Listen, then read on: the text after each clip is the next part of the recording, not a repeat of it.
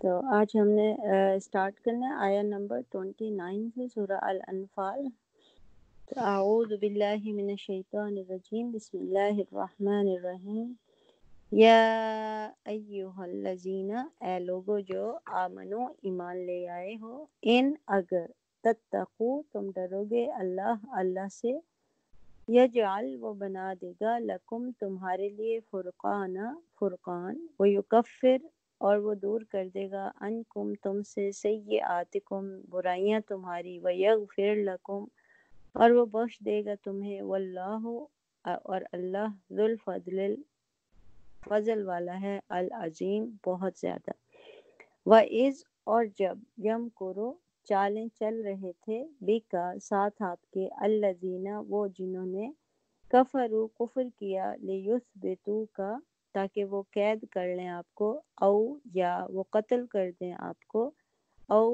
یا یخرجوک وہ نکال دیں آپ کو، ویمکرون اور وہ چالیں چل رہے تھے، ویمکرو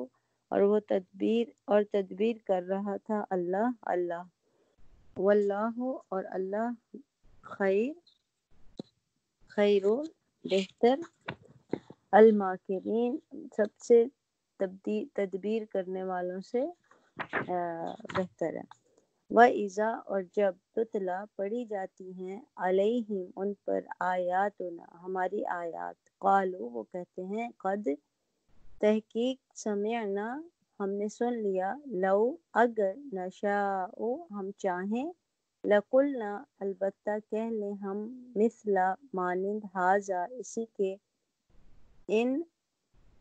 نہیں ھذا یہ، الا مگر اساطیر کہانیاں ہیں، الاولین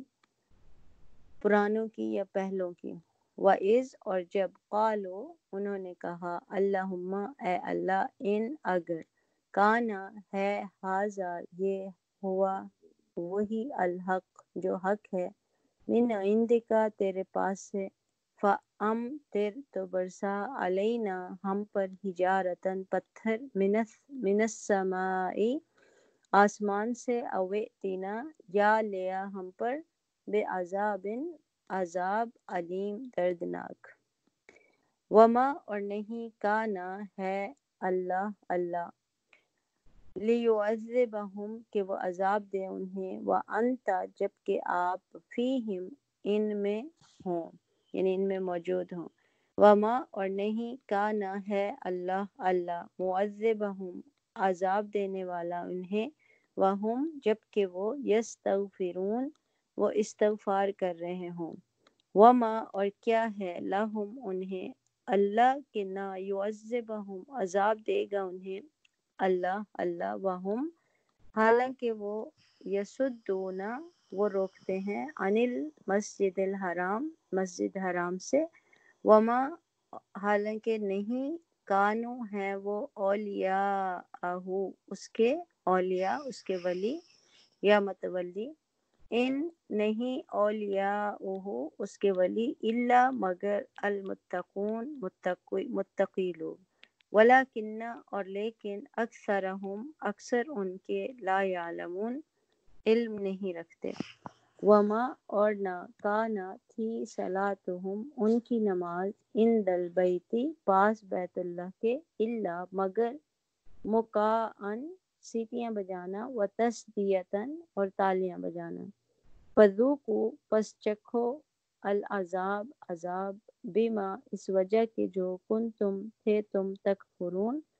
تم کفر کرتے، ان بے شک، الذین وہ جنہوں نے، کفروا کفر کیا، ینفقون وہ خرچ کرتے ہیں، اموالہم اپنے مالوں کو، لیسدوا تاکہ وہ روکیں، عن سبیل اللہ اللہ کے راستے سے، فسینفقونہا پس ان قریب وہ خرچ کریں گے اسے، ثم پھر، تکون وہ ہو جائے گا، علیہم ان پر، حسرتاً حسرت کا سبب، ثم پھر، یغلبون وہ مغلوب کیے جائیں گے، والذین اور وہ جنہوں نے، کفروا کفر کیا، الی طرف، جہنم کے، یحشرون وہ اکٹھے کیے جائیں گے، لیمیز اللہ تاکہ جدا کر دے، الگ الگ کر دے اللہ اللہ الخبیث ناپاک کو من الطیب پاک سے، ویجعل اور وہ کر دے الخبیث ناپاک کو بعدہ اس کے بعض کو علی بعض پر، فیرقمہ پھر وہ ڈھیر لگا دے اس کا، جمیع سب کا سب، فیجعلہ پھر وہ ڈال دے اسے فی جہنم میں، اولئک یہی لوگ ہیں ہم الخاسرون وہ جو نقصان اٹھانے والے ہیں یا خسارہ پانے والے ہیں۔ قل کہہ دیجئے للذین ان کے لیے جنہوں نے کفروا کفر کیا، ان اگر ینتہو وہ باز آ جائیں، یغفر بخش دیا جائے گا لہم ان کے لیے ما جو قد تحقیق سلفا پہلے ہو گیا، وَإِنْ اور اگر یعودو وہ پلٹیں گے، فقد تو تحقیق مدت گزر چکی سنت الاولین پہلوں کی، یعنی پہلوں کا طریقہ، وقاتلوہم اور جنگ کرو ان سے، حتیٰ یہاں تک کہ لا تکون نہ رہے فتنہ کوئی فتنہ، ویکون اور ہو جائے الدین دین کلہ سارے کا سارا للہ اللہ کے لیے، فَإِن پھر اگر انتہو وہ باز آ جائیں، فَإِنَّ بے شک اللہ بما اسے جو یعملون وہ عمل کرتے ہیں، بصیر خوب دیکھنے والا ہے، وَإِن تولوا اور اگر وہ منہ موڑ جائیں، فَاعْلَمُوا تو جان لو، بے انا بے شک اللہ مولاکم تمہارا مولا ہے، نعم المولا کتنا اچھا ہے مولا، و نعم النصیر اور کتنا اچھا ہے مددگار۔ تو آیہ نمبر 40 پہ ہمارا جز یہاں پہ ختم ہوتا ہے، تو آج ہم تقریباً ہمارا 9th جز جو ہے یہاں پہ ختم ہو جائے گا۔ تو پھر ہم سٹارٹ کرتے ہیں آیہ نمبر ہماری تھی 29۔ تو کل جب ہم نے ختم کیا تھا تو ہم یہ بات کر رہے تھے کہ اللہ تعالیٰ نے جو ہماری مال اور ہماری اولاد ہے یہ ہمارے لیے آزمائش کا سامان ہے، اور اللہ کے نزدیک یعنی اللہ کے پاس بہت بڑا اجر ہے دینے کے لیے۔ لیکن اس کے بعد اگلی جو آیت ہے 29 اس کے ساتھ ہی جو ہے وہ لنک ہے، اس کے ساتھ ہی ہے۔ اب یہ یعنی اس جو پیچھے ہم پوری بات پڑھ رہے تھے اس کا تقریباً سمجھو کہ آخری سبق ہے۔ یا ایھا الذین آمنوا ان تتقوا اللہ یجعل لکم فرقانا ویکفر عنکم سیئاتکم، اے لوگو جو ایمان لائے ہو اگر تم تقوی اختیار کرو گے تو اللہ تمہارے لیے فرقان پہنچا دے گا۔ فرقان کیا ہوتا ہے؟ کسوٹی، جس کو ہم اردو زبان میں کہتے ہیں۔ تو وہ تمہیں پہنچا دے گا اور تمہاری برائیوں کو تم سے دور کرے گا اور تمہارے قصور معاف کرے گا، اور اللہ بڑا فضل کرنے والا ہے۔ تو اس سے پتہ چلتا ہے کہ یعنی کہ جو مال اور اولاد ہے یہ دینے والا کون ہے؟ اللہ ہی دینے والا ہے۔ تو یہ جتنا ہم اس کو دنیا میں قیمتی سمجھتے ہیں، ہمیں کتنی قیمتی لگتی ہیں دونوں چیزیں، تو اللہ کے ہاں جو اجر ہے وہ اس مال اور اس اولاد سے بھی زیادہ قیمتی۔ تو کوئی بھی شخص جو اللہ کی امانت ہے یا رسول صلی اللہ علیہ وسلم کی طرف سے جو دیا گیا اس کا حق ادا کرنے میں پیچھے نہ رہے۔ یعنی کہ جو ہم نے امانت اور خیانت کا کل کانسیپٹ پڑھا تھا اس میں یہ بات بھی آتی ہے کہ جو اللہ اور اس کے رسول کے احکام ہیں اور ان کے حقوق ہیں یا جس کا بھی حق ادا انسان نے کرنا ہے اس میں کسی قسم کی کمی اور کوتاہی نہ کی جائے، ٹھیک ہے، وہ بھی خیانت کے ذمہ میں آئے گا۔ تو یہ سارے کے سارے یعنی کہ اللہ کی طرف سے ایک یعنی قسم کا انسان کو فیور دیا جا رہا ہے کہ انسان کمزور واقع ہوا ہے، تو اس لیے اللہ کے پاس جو بہت زیادہ اجر ہے، تو اس سے ہمیں پتہ چلتا ہے کہ اس میں کس طرح اللہ نے ہمیں ہدایت اور تربیت دی ہے کہ فرائض اور واجبات جو ہے وہ کس طرح سے ہم نے ادا کرنا ہے۔ تو ان سب کے لیے ہمیں کرنا کیا ہے؟ تقوی اختیار کرنا ہے۔ تو یعنی یہ اتنی بڑی ذمہ داری جو اللہ تعالیٰ نے مسلمانوں پر، نبی صلی اللہ علیہ وسلم پر اور مسلمانوں پر ڈالی ہے، یعنی دین کی اقامت کی جو ذمہ داری ڈالی ہے، اس کا حق کون ادا کر سکتا ہے؟ صرف وہی لوگ ادا کر سکتے ہیں جن کے اندر تقوی ہو، اور تقوی کے ذریعے سے انسان جو ہے وہ ہر قسم کے شیطانی وسوسوں کا مقابلہ کر سکتا ہے، ہر قسم کی یعنی کافرانہ طاقتوں کا مقابلہ کر سکتا ہے اور ان کے قدم مضبوط ہو سکتے ہیں، اور یہ یعنی کہ اسی وقت ہمیں یعنی کہ مل سکتی ہے طاقت جب کہ ہمارے اندر تقوی موجود ہو، اور یہی حقیقی زاد راہ ہے، یہی چیز ہے جو دلوں کو بیدار کرتا ہے، ٹھیک ہے، اور ان کے اندر انسان کے اندر ایک بصیرت پیدا ہو جاتی ہے، ایسا نور ملتا ہے، اس لیے فرقان ہے نا، تو اللہ تعالیٰ یعنی تمہارے لیے ایک فرقان تمہیں دے دے گا۔ فرقان کے نا ملٹیپل میننگ ہوتے ہیں، فرقان کا مطلب ہوتا ہے فرق کرنے والا، یعنی حق اور باطل کی پہچان کرنے والا، حق اور باطل میں فرق کرنے والا، سچ اور جھوٹ کو علیحدہ کرنے والا، اس کو بہت ساری جگہوں پہ نور بھی کہا جاتا ہے۔ فرقان کا مطلب کہ یہ ایک روشنی ہے، ایک ہدایت ہے۔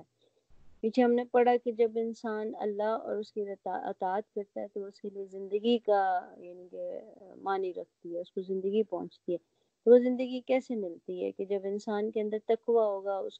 کے اندر کیا پیدا ہوتا ہے؟ بصیرت پیدا ہوتی ہے، اور ایسا اللہ تعالیٰ اس کے اندر دل کی روشنی ایسی بڑھا دیتا ہے کہ اس کی وجہ سے اس کو ہر چیز سمجھ میں آنا شروع ہو جاتی ہے، اور اس کی وجہ سے اس کے اگر سوچ کے اوپر کوئی شبہے اور وسوسے ہوتے ہیں جس کی وجہ سے اس کو کچھ سمجھ میں نہیں آ رہا ہوتا، تو وہ بھی اللہ تعالیٰ اس کے لیے آسان کر دیتا ہے، اور یہ کس بنا پر ہوتا ہے؟ تقوی کی وجہ سے ہوتا ہے، کیونکہ جس انسان کے اندر تقوی ہوگا وہ اللہ کی طرف رجوع کرتا ہے، اللہ کی ہر وقت اس کو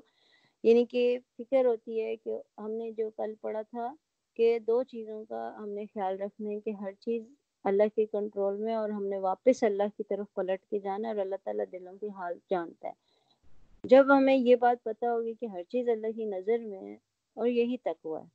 کہ ہر وقت یہ سوچا جائے کہ ہمارا ہر کام اللہ کی نظر میں ہے،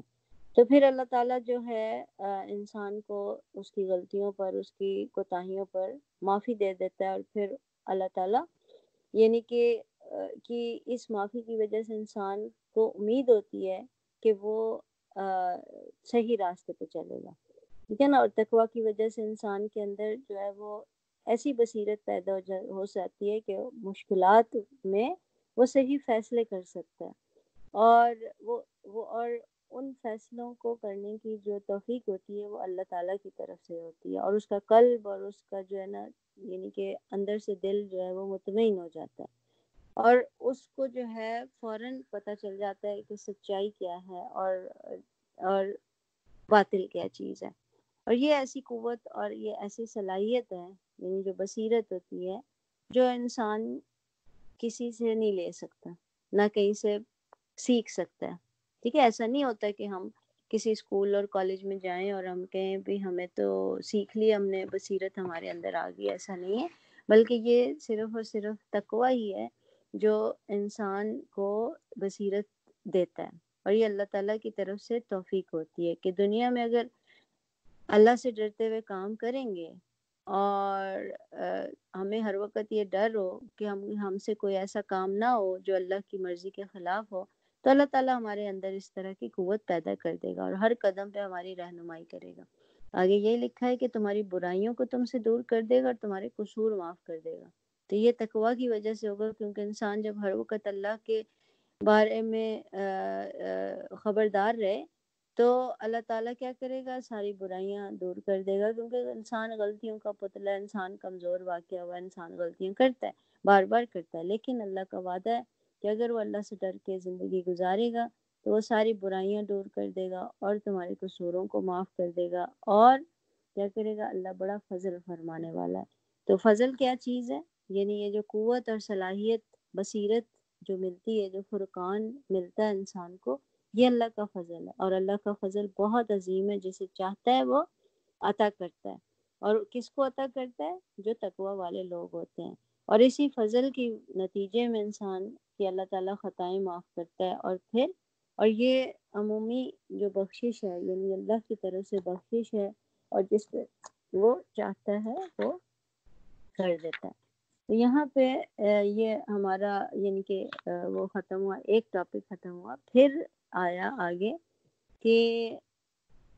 وَإِذَا تُتْلَىٰ عَلَيْهِمْ آيَاتُنَا قَالُوا قَدْ سَمِعْنَا، کہ وہ یعنی کہ نہیں، وَإِذْ يَمْكُرُ بِكَ الَّذِينَ كَفَرُوا لِيُثْبِتُوكَ وَيُقَتِّلُوكَ، تو وہ وقت بھی یاد کرنے کے قابل ہے جب کہ منکرین حق تیرے خلاف تدبیریں سوچ رہے تھے. یعنی یہاں پہ دوبارہ پھر مسلمانوں کو اور پروفیٹ صلی اللہ علیہ وسلم کو جو ہے وہ ان کا اللہ تعالیٰ کا فضل یعنی اللہ تعالیٰ کی فیور بتائی جا رہی ہے، یاد کرائی جا رہی ہے کہ وہ وقت یاد کرو کہ جب جو منکرین تھے یعنی کفار تھے وہ تمہارے خلاف تدبیریں سوچ رہے تھے اور چاہ رہے تھے تجھے قید کر دیں یعنی یثبتو کا، یا قتل کر ڈالیں یا جلا وطن کر ڈالیں. اور یہ کس موقع کا ذکر ہے؟ جب قریش جو تھے وہ نبی صلی اللہ علیہ وسلم کے خلاف پوری کی پوری تیاری کر چکے تھے. ان کو یعنی کہ اس حد تک پہنچ گئے تھے. سیرہ میں آپ لوگوں نے پڑھا ہوگا کہ کس طرح ہجرت سے پہلے نبی صلی اللہ علیہ وسلم مکہ چھوڑ کے نکلے تھے، اور اس سے پہلے قریش نے جو ہے آپس میں سارا کا سارا پلان کس طرح بنایا تھا کہ اس شخص کو اگر یہ مکہ سے چلا گیا تو یعنی کہ انہوں نے بہت سارے پلان بنائے تھے کہ یا تو ان کو قید کر دیں یا قتل کر ڈالیں یا نکال دیں. تو کوئی کچھ کہتا تھا، کوئی کچھ کہتا تھا. پھر ان کو یہ ہوا کہ اگر یہ مکہ سے چلے گئے تو ہمارے لیے خطرہ اور بڑھ جائے گا. تو آخری فیصلہ جب سارے قبیلوں نے مل کے جو کیا تھا کہ ہم ان کو مار دیا جائے، کیونکہ ایک گروہ نے کہا ان کو قید کر دیا جائے، لیکن اس کے اوپر بھی لوگ راضی نہیں ہوئے اور انہوں نے کہا جو اس قید خانے کے باہر اس کے ساتھی ہوں گے اور وہ برابر اپنا کام کرتے رہیں گے، اس کو چھڑائیں گے. تو پھر انہوں نے کیونکہ قریش کا قبیلہ بہت بڑا قبیلہ تھا تو وہ نہیں چاہ رہا تھا کہ کوئی ایک شخص جو ہے وہ ان کو مارنے کا کام دے. تو یہ ہوا کہ سب نے مل کے ارادہ کیا تھا کہ ایک قبیلے میں سے ہر بندہ مل کے اور ان کو مل کے قتل کرے گا. تو اس طرح جو محمد صلی اللہ علیہ وسلم کا جو قتل ہے وہ تمام قبیلوں پر یعنی تقسیم ہو جائے گا. تو اس لیے ان لوگوں کے لیے یعنی کہ مشکل ہو جائے گا یہ بات کہ وہ کس طرح سے مقتول کا فیصلہ کریں، رائٹ. تو کسی ایک قبیلے کو پھر وہ سزا نہیں دیں گے، کیونکہ کیا ہوتا تھا قبیلوں کی لڑائیاں ایسی ہوتی تھی کہ اگر ایک قبیلے کا کوئی بندہ قتل ہو جاتا تو دوسرے قبیلے والے اس کے کئی بندے مار دیتے تھے، جو کہ چلتا آ رہا تھا. تو اس لیے انہوں نے یہ پلان کیا کہ کوئی بھی ایک قبیلے کا بندہ نہیں محمد صلی اللہ علیہ وسلم کو قتل کرے گا، بلکہ سارے مل کے کریں گے تاکہ کسی ایک قبیلے پر ذمہ داری نہ آئے. اور یہ ہمیں پتہ ہے کہ کس طرح وہ سارے گئے اور انہوں نے وہاں پہ کھڑے ہوئے محمد صلی اللہ علیہ وسلم کے گھر کے باہر، اور نبی صلی اللہ علیہ وسلم نے کس طرح سے ان کو جو ہے علی کو اپنے بستر پر لٹایا اور خود ابو بکر کے ساتھ جو ہے وہ وہاں سے نکل گئے. اور اس میں یہ بھی آتا ہے کہ جب نبی صلی اللہ علیہ وسلم نکل رہے تھے تو انہوں نے مٹھی بھر کر جو دھول ہے ان کی آنکھوں پر پھینکی تو انہیں کچھ نظر نہیں آیا، اور اس طرح ان کی بنائی تدبیر جو تھی وہ ناکام ہو گئی اور نبی صلی اللہ علیہ وسلم بحفاظت وہاں سے نکل گئے تھے. یہ آیت جو ہے نا اس واقعے کے پیچھے ہے کہ وہ وقت یاد کرو کہ جب کفار جو ہے تمہارے خلاف تدبیریں کر رہے تھے کہ تمہیں قید میں ڈالیں یا قتل کر ڈالیں یا جلا وطن کر ڈالیں، اور وہ اپنی چالیں چل رہے تھے اور اللہ اپنی چال چل رہا تھا. اور واللہ خیر الماکرین، اور اللہ سب سے بہترین چال چلنے والا ہے. تو اس سے پتہ چلتا ہے کہ اللہ تعالیٰ کے اختیار میں ہر چیز ہے. جب اللہ تعالیٰ نے کوئی کام کسی کے ذریعے سے کروانا ہوتا ہے نا تو اس کی مخالفین کو اللہ تعالیٰ خود ہی ہینڈل کر لیتا ہے. تو اس کو ضرورت ہی نہیں ہوتی کہ وہ پریشان ہو، کیونکہ جب انسان کا اللہ پہ توکل اتنا زیادہ ہو جائے اور اس کو پتہ ہے کہ اللہ ہی کے لیے کام کر رہا ہے تو پھر اس کو کسی کی مخالفت سے ڈرنے کی ضرورت نہیں ہے، کیونکہ اس کو پھر اپنا معاملہ جب اللہ پہ انسان چھوڑ دیتا ہے تو پھر اس کو یہ بات سے بے فکر ہو جانا چاہیے کہ میرے ساتھ کیا ہوتا ہے. پھر جب اللہ پہ چھوڑ دیا تو اللہ تعالیٰ خود ہی ہر چیز کو ہینڈل کر لیتے ہیں. پھر آتا ہے کہ جب ان کو ہماری آیات سنائی جاتی تھیں تو وہ کہتے تھے کہ ہاں سن لیا ہم نے، ہم چاہیں تو ایسی باتیں ہم بھی بنا سکتے ہیں. اب یہ ان کی بات کی جا رہی ہے قریش کی کہ ان کو کیا کہا جاتا تھا کہ وہ ان کو جب قرآن کی آیتیں سنتے تھے تو وہ کیا کہتے تھے. ایک اور جگہ پہ آتا ہے کہ وہ کہتے تھے کہ پرانی کہانیاں انہوں نے خود ہی لکھ لی ہیں اور صبح شام ان کو پتہ نہیں کون لکھواتا ہے اور پھر یہ ہمیں سناتا ہے. لیکن مسئلہ یہ ہے کہ قرآن کی تعلیمات یعنی اتنی انقلابی تھی کہ جو بھی سنتا تھا وہ اس سے متاثر ہوتا تھا، اور قریش کے لیڈر بھی یہ بات جانتے تھے کہ اصل حقیقت کیا ہے اور لا الہ الا اللہ کا مقصد کیا ہے۔ تو مقصد یہی تھا کہ وہ جو انسان لا الہ الا اللہ کہہ رہا ہے، اس کا مطلب یہ ہے کہ وہ تمام انسانوں کی حاکمیت سے انکار کر رہا ہے، یعنی وہ انسانوں کی بندگی سے انکار کر رہا ہے کہ وہ خود انسان کا بندہ بننا نہیں چاہتا، بلکہ وہ اعلان کر رہا ہے کہ وہ صرف اور صرف اللہ کا بندہ ہے، ٹھیک ہے۔ اور وہ قریش کو جو ہے وہ منظور نہیں تھا کہ کیونکہ پورا ایک سسٹم تھا نا وہاں پہ، اور وہ ان کو نہیں تھا یہ کہ جو لوگ ان کو اس بات کا ڈر تھا کہ جو آج یہ کلمہ پڑھیں گے وہ قریش کی غلامی سے نکل جائیں گے، کیونکہ وہ کوئی ایسا نظام تو تھا نہیں کہ انسان کو بہت فریڈم تھی، وہ سارے کے سارے اپنے سرداروں کے کہنے پہ چلتے تھے، تو ان کی سرداری پہ فرق پڑ رہا تھا، تو اس لیے یہ جو کلمہ تھا ان کے لیے بہت خطرہ تھا کہ ان کا جو قبائلی نظام تھا اور ان کی جو یعنی قیادت اور سیاست تھی وہ ان کو ختم ہوتی نظر آ رہی تھی، تو اس وجہ سے وہ اس کو ماننا نہیں چاہتے تھے، اور یہی ایک خوف تھا جس کی وجہ سے ان کو وہ اس کی مخالفت میں ہاتھ دھو کے یعنی کہ لگ گئے تھے کہ ہم نے اس کو بڑھنے نہیں دینا۔ تو اب ظاہر ہے ان کی عبادت کوئی ایسی نہیں تھی، وہ پکارتے اللہ کو تھے، لیکن ان کی عبادت بہرحال کوئی ایسی عبادت نہیں تھی جو خالص اللہ کے لیے ہوتی تھی، تو ان کا طریقہ جو تھا وہ ایک ڈیفرنٹ طریقہ تھا، تو اس لیے جو ہے نا جب بھی قرآن پڑھا جاتا تھا تو وہ مذاق اڑاتے تھے اور ایسے ایسے حرکتیں کرتے تھے کہ دوسرا بھی نہ سنے، یعنی شور مچاتے تھے، تو پھر آگے سے کہتے تھے کہ ایسی باتیں تو ہم بھی کر سکتے ہیں، کیا ایسی جو سٹوریاں جو نبی صلی اللہ علیہ وسلم سنا رہے ہیں تو یہ تو ہم بھی بنا سکتے ہیں، یعنی کہ لوگوں کو مذاق اڑانے کے لیے۔ یہ تو وہی پرانی یعنی کہ کہانیاں ہیں جو پرانے لوگ کہتے چلے آ رہے تھے، اساطیر الاولین۔ تو پھر ان کو کہا گیا کہ وَإِذْ قَالُوا اللَّهُمَّ إِنْ كَانَ هَذَا هُوَ الْحَقُّ، اور وہ بات بھی یاد کرو یہ جب انہوں نے کہی تھی کہ خدایا اگر واقعی یہ حق ہے اور تیری طرف سے ہے تو ہم پر آسمان سے پتھر برسا دے یا کوئی دردناک عذاب ہم پر لے آئے، تو یعنی کہ یہ وہ بات دعا کے طور پر نہیں کہتے تھے، بظاہر لگتا تھا کہ یہ دعا مانگ رہے ہیں، لیکن وہ بیسیکلی دعا نہیں تھی بلکہ ایک ان چیلنج کے طور پہ کہتے تھے کہ ہر وقت ہمیں ڈراتے رہتے ہیں کہ عذاب آ جائے گا، عذاب آ جائے گا، جو بھی عذاب جو تم کہہ رہے ہو اگر تم سمجھ رہے ہو کہ یہ سچ ہے تو پھر لے آؤ جو بھی عذاب لے کے آنا ہے، یعنی یہ ان کا جو بغض تھا، جو ان کا حسد تھا، اس کی وجہ سے یہ لوگ کہتے تھے کہ ہم اگر یہ جو باتیں ہمیں نبی صلی اللہ علیہ وسلم بتا رہے ہیں تو اس کے تو نتیجہ یہ ہونا چاہیے تھا کہ ہم نے تو مانا نہیں ہے اور ہمارے اوپر تو آسمان سے پتھر برسنے چاہیے تھے اور بہت بڑا عذاب ہونا چاہیے تھا، تو ابھی تک ہمارے اوپر کوئی ایسا عذاب نہیں آیا، تو اس کا مطلب ہے کہ یہ حق ہی نہیں ہے اور نہ یہ اللہ کی طرف سے ہے، تو اس وجہ سے وہ ان کو یعنی کہ یاد اللہ تعالیٰ کرا رہے ہیں کہ انہوں نے یہ بات کی تھی کہ ہم پر عذاب لے آؤ اگر یہ حق ہے تو اب اللہ اس کا جواب کیا دے رہا ہے کہ اس وقت کیوں نہیں اللہ نے ان کو عذاب دیا تھا، کہ اللہ ان پر عذاب کرنے والا نہ تھا جبکہ تم ان کے درمیان موجود تھے، وَأَنْتَ فِيهِمْ، تو اب اس سے پتہ چلتا ہے کہ نبی صلی اللہ علیہ وسلم ان کے درمیان موجود تھے تو اللہ تعالیٰ کیسے ان کے اوپر عذاب لے آتا، ورنہ ان کی باتیں تو اتنی سخت تھیں کہ واقعی میں اگر یعنی کہ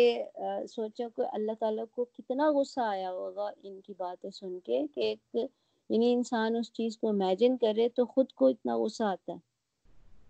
تو لیکن کیونکہ ان کے درمیان نبی موجود تھے تو اللہ تعالیٰ نے ان کے اوپر عذاب نہیں بھیجا، اور نہ اللہ کا یہ قاعدہ ہے کہ لوگ استغفار کر رہے ہیں اور وہ ان کو عذاب دے دیں۔ اب یہ اس کی جواب میں یہ بتایا گیا کہ اللہ تعالیٰ نے مکی دور میں ان کے اوپر عذاب کیوں نہیں بھیجا تھا، اس کی پہلی وجہ کیا ہوئی کہ نبی بستی میں موجود تھا اور حق کی طرف دعوت دے رہا تھا، اور دوسری وجہ یہ تھی کہ اس بستی میں ایسے لوگ بہت سارے تھے جو اپنی غفلت کی وجہ سے، اپنی پرانی غلطیوں کی وجہ سے اللہ سے معافی مانگتے تھے، یعنی استغفار کرتے تھے، اور اس کے علاوہ کوئی ایسی وجہ نہیں تھی کہ اللہ تعالیٰ ان کو عذاب نہ دیتا، ٹھیک ہے۔ اور اور دوسری بات یہ ہوتی ہے کہ اللہ تعالیٰ کے عذاب کا ایک خاص وقت ہوتا ہے، اور جب تک اب پوری بستی یعنی نبی اپنا پورا میسج کمپلیٹلی دے نہیں دیتا اور وہ بستی کی سے پوری طرح مایوس نہیں ہو جاتا، اس وقت تک جو ہے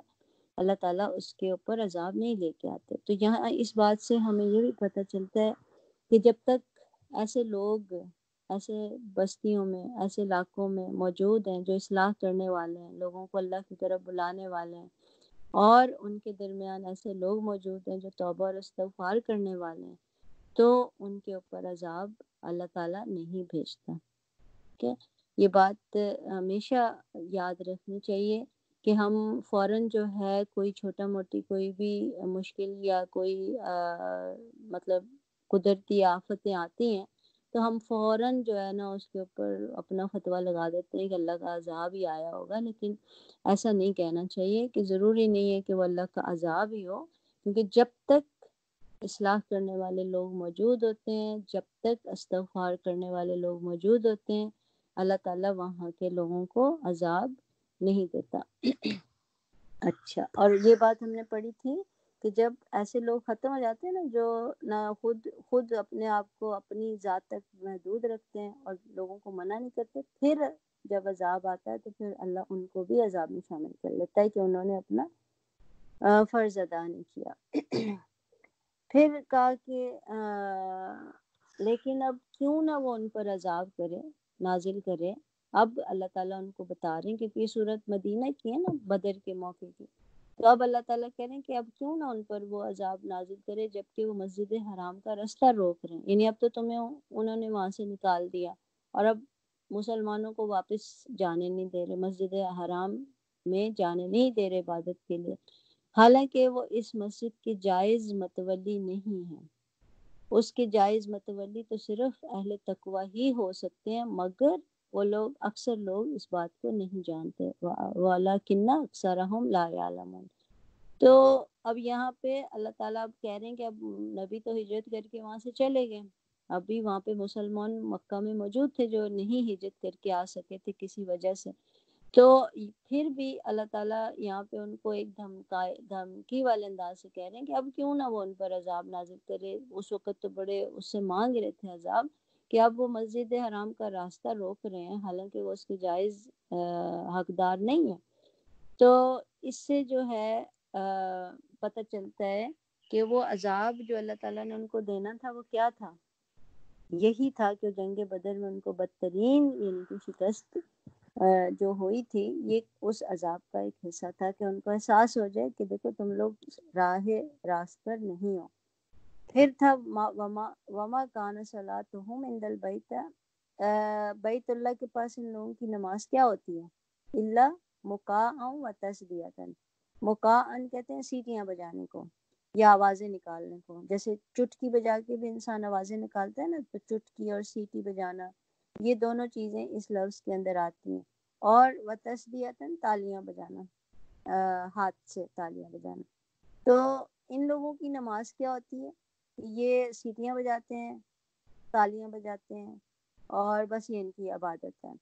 تو اس میں جو ہے نا لوگوں کے اندر جو ایک چھپی ہوئی تھی کہ ہم تو بڑے بیت اللہ کے مجاور ہیں، اس کے متولی ہیں، اس کا خیال رکھتے ہیں اور وہاں عبادتیں کرتے ہیں، اور ان پہ اس لیے اللہ تعالیٰ نے ان پہ ان کا فضل کیا ہوا ہے، تو یہ ان کا ایک دھوکہ تھا۔ تو ان کو اللہ تعالیٰ کہہ رہے ہیں کہ یہ یعنی کہ میراث میں تم کو اگر مل گیا ہے، تم اگر اس کے مجاور یا متولی بنے ہوئے ہو، تو تم اس کے جائز متولی نہیں ہو، کیونکہ جائز متولی تو صرف تقوی والے لوگ ہو سکتے ہیں، اور ان لوگوں کا تقوی والے لوگ کون ہوتے ہیں، جو کہ خالص خدا کی عبادت کرنے والے ہوں۔ تو تم لوگ کیسے ہو، تم تو اس عبادت گاہ میں آنے سے روکتے ہو جو لوگ خالص اللہ کی عبادت کرنے کے لیے آتے ہیں، اور تم لوگ اس کے مالک بن کر بیٹھ گئے ہو اور اپنے آپ کو اس بات کا یعنی کہ مختار سمجھتے ہو، اور ناراض ہو رہے ہو کہ اس عبادت گاہ میں ان کو نہ آنے دیں، اور یہ عبادت جو تم لوگ کرتے ہو اس کے اندر تو نہ کوئی خضوع ہے نہ خشوع ہے، تم لوگ کیا عبادت کرتے ہو، کہ تالیاں بجاتے ہو اور یعنی کہ سیٹیاں بجاتے ہو اور شور و غل کرتے ہو اور اس کا نام تم نے عبادت رکھ رکھا ہے۔ تو اب اگر سوچا جائے تو عبادت کیا ہوتی ہے کہ انسان اللہ کی طرف رجوع کرے۔ ہم جب نماز پڑھتے ہیں تو ہماری نمازوں کا مطلب کیا ہوتا ہے کہ ہم بالکل سکون کے ساتھ فوکس کر کے صرف اور صرف اللہ کی عبادت کریں، ٹھیک ہے نا۔ اس وقت صرف ہمارے سامنے جو ہے ایک اللہ کی عبادت ہوتی ہے اور یہ نہیں ہوتا کہ ابھی ہم شور و غل کر رہے ہیں۔ ایون قرآن پڑھنے کے دوران بھی ہم نے پیچھے پڑھا کہ خاموش رہنا چاہیے جب قرآن سنایا جا رہا ہو تو وہ بھی عبادت ہے۔ یہ لوگ کیا کرتے تھے، بہت شور و غل کرتے تھے، سیٹیاں بجاتے تھے، یعنی کیا عبادت کو انہوں نے فن بنا رکھا تھا، ایک یعنی کہ پارٹی ٹائم بنا رکھا تھا۔ کبھی بھی جیسے ہم دیکھتے ہیں ہمارے مزاروں میں کیا وہ قوالیاں گا رہے ہوتے ہیں، رقص کر رہے ہوتے ہیں، ان کو پتہ نہیں کیا بولتے ہیں، جو بھی کر رہے ہوتے ہیں بظاہر تو وہ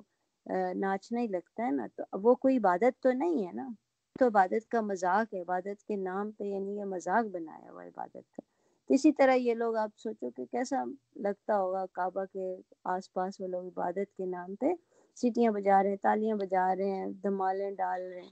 تو اللہ تعالیٰ ان کو یہاں پہ بتا رہے ہیں کہ وہ جو عبادت ہے وہ کوئی عبادت تھوڑی ہے، وہ نمازیں جو ہیں وہ تمہاری نمازیں تھوڑی ہیں، اس لیے تم پر تو عذاب آنا چاہیے۔ تو فذوقوا العذاب بما کنتم تکفرون، تو اب اس عذاب کا مزہ چکھو جو تم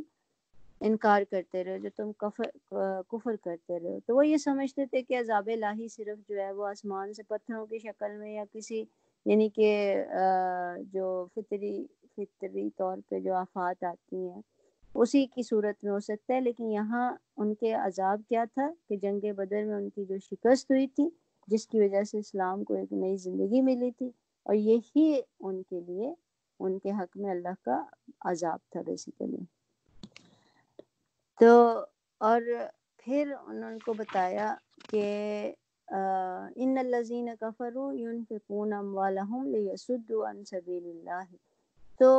جن لوگوں نے حق کو ماننے سے انکار کیا وہ اپنے مال خدا کے راستے سے روکنے کے لیے صرف کر رہے ہیں اور ابھی اور خرچ کرتے رہیں گے۔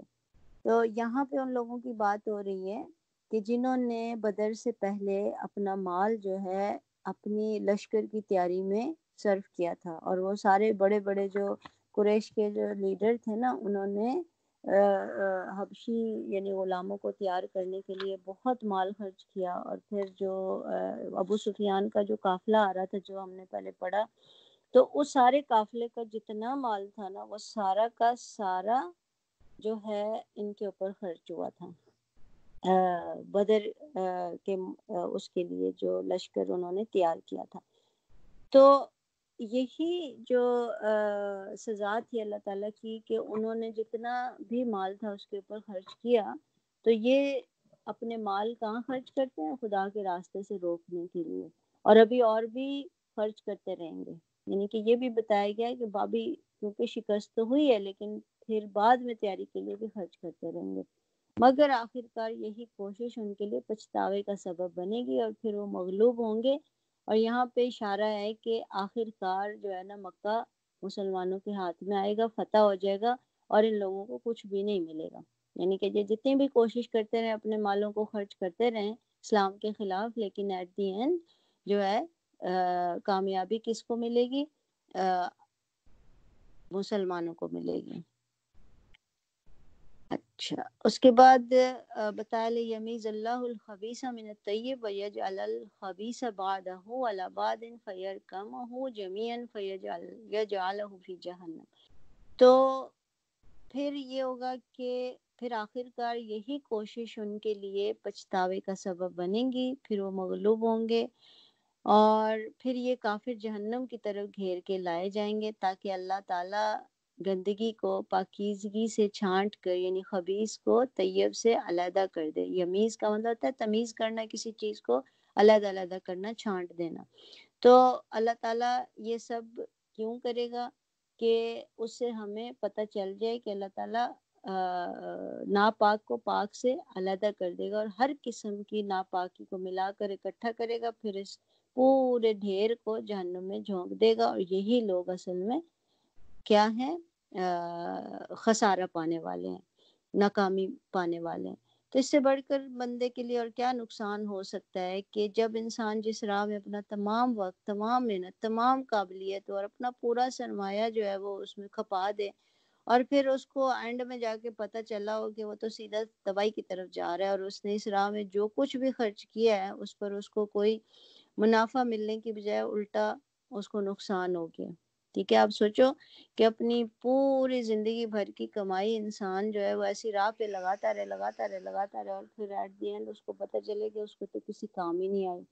تو یہی اصل میں اس کا خسارہ ہے۔ تو اللہ تعالیٰ ان کو جہنم میں ڈالے گا تو آخر میں ان کو سمجھ میں آ جائے گی کہ یہ تو ہمارے ہاتھ کچھ بھی نہیں آیا۔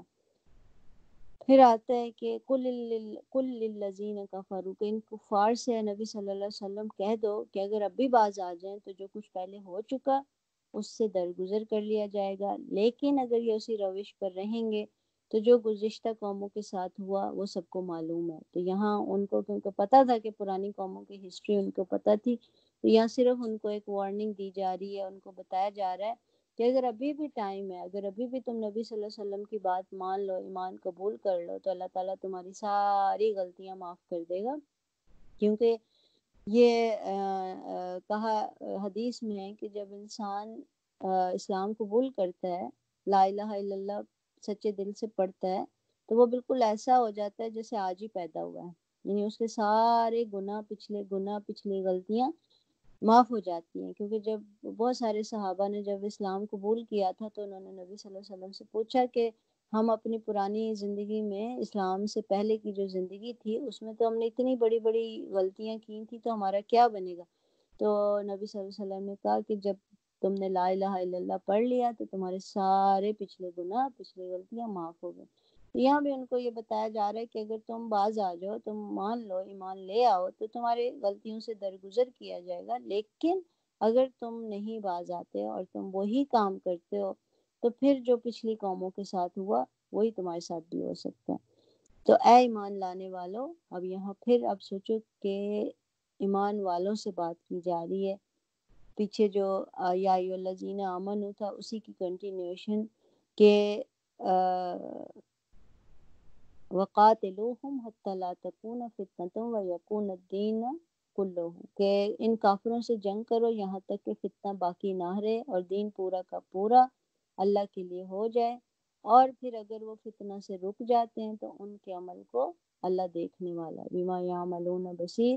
وَإِن تَوَلَّوْا فَاعْلَمُوا أَنَّ اللَّهَ مَوْلَاكُمْ نِعْمَ الْمَوْلَى وَنِعْمَ النَّصِيرُ، اور اگر وہ نہ مانے تو جان رکھو کہ اللہ تمہارا سرپرست اور بہترین حامی اور مددگار ہے۔ تو یہاں پہ پھر مسلمانوں کو اسی جنگ کے بارے میں، جنگ بدر کے بارے میں ایک یعنی کہ بولا گیا کہ اسی کا مقصد وہی تھا کہ اب ان سے قتل یعنی جنگ کرو، اور اتنی جنگ کرو، مقصد کیا ہے کہ فتنہ باقی نہ رہے، اور دین کے لیے جنگ کرو اور دین بالکل اللہ کا ہو کر رہ جائے۔ تو بس یہی ایک اخلاقی مقصد ہے جس کے لیے لڑنا جو ہے جائز ہے اور بلکہ فرض ہے۔ اس کے علاوہ اگر کسی دوسرے مقصد کے لیے آپ لڑ ہی نہیں سکتے، اور نہ کسی اہل ایمان کو اس بات کی اجازت ہے کہ وہ ایسی کسی لڑائی میں حصہ لیں، کسی ایسی فائٹ میں، کسی ایسے قتل میں حصہ لیں جو کہ اللہ کے علاوہ ہو، کسی اور سسٹم کے لیے ہو، تو پھر آپ اس کے لیے جو ہے بالکل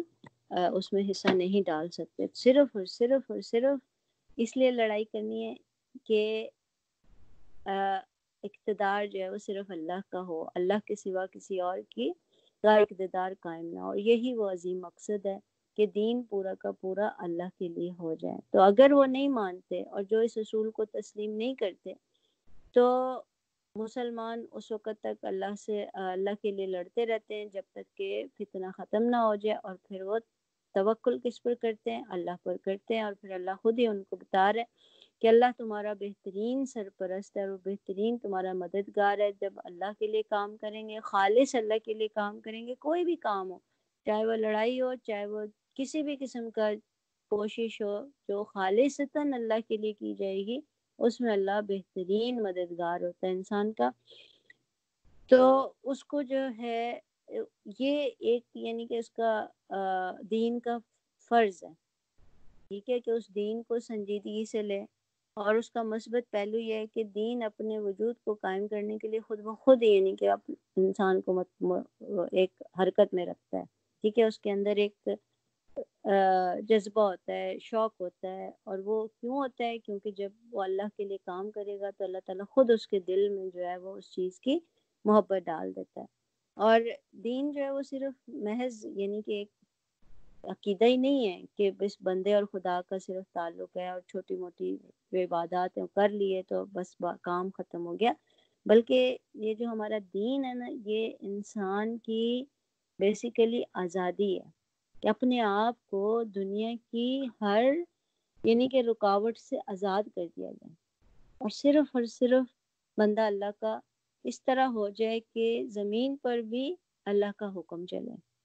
ٹھیک ہے۔ اور اس کام کے لیے کیا ہوتا ہے کہ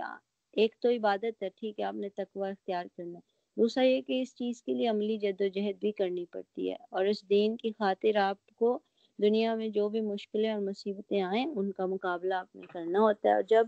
آپ خالصاً اللہ کے لیے کام کریں گے تو پھر کیا ہوگا؟ تو پھر اللہ تعالیٰ ہمیں اپنی مدد بھی ضرور بھیجے گا۔ اور یہ اللہ کی طرف سے انسان کی سوچ اور فکر ہوتی ہے، اور یہی فرقان ہے جو ہم پیچھے پڑھ رہے تھے کہ اللہ تعالیٰ نے جب تقوی اختیار کرتے ہیں تو اللہ تعالیٰ یہی صحیح اور غلط کی تمیز انسان کے اندر ڈالتا ہے، اور یہی اللہ کی طرف سے بہت بڑا فضل ہے، یہ اللہ کی توفیق ہے، ہر انسان کو نہیں ملتی ہے، صرف انہی کو ملتی ہے جن کے پاس تقوی ہوتا ہے۔ تو یہاں پہ ہمارا سبق ختم ہوتا ہے انشاءاللہ۔ سورہ انفال کنٹینیو رہے گی، لیکن ہمارا جز جو ہے وہ یہاں پہ ختم ہو گیا 9 انشاءاللہ۔